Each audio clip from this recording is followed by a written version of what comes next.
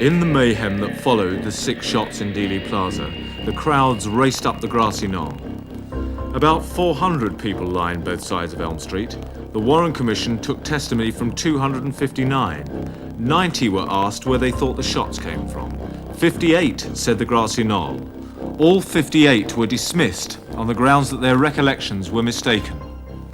One of those witnesses, Orville Nix, had actually recorded the man responsible for those shots on film. But who was he?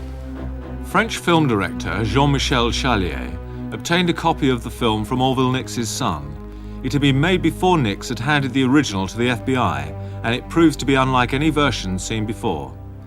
Details that had been obscured in the official copies now became clear. Chalier focused on the previously blurred figure on the grassy knoll. With optical enhancement, an unmistakable image appears. Chalier had a clear picture of a man with a rifle in a firing position. There has been a great deal of speculation about the identity of the man on the grassy knoll. However, the weight of all the circumstantial evidence points to one man. His name, David Ferry.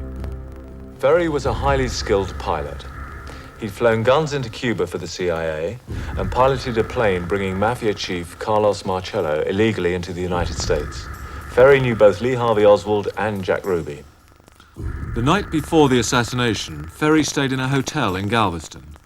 Records showed that Jack Ruby called that hotel that evening, and most intriguingly, when Oswald was arrested, Ferry's library card was found in his possession.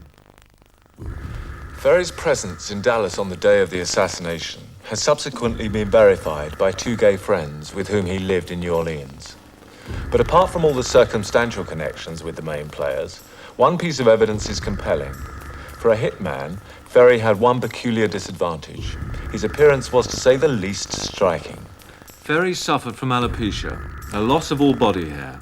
He wore bright red mohair wigs and daubed on grease paint eyebrows.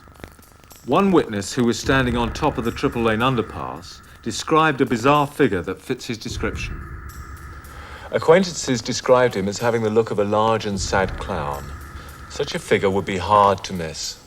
Unfortunately, Ferry will never be properly questioned. He'd been subpoenaed to appear before an inquiry led by New Orleans District Attorney Jim Garrison.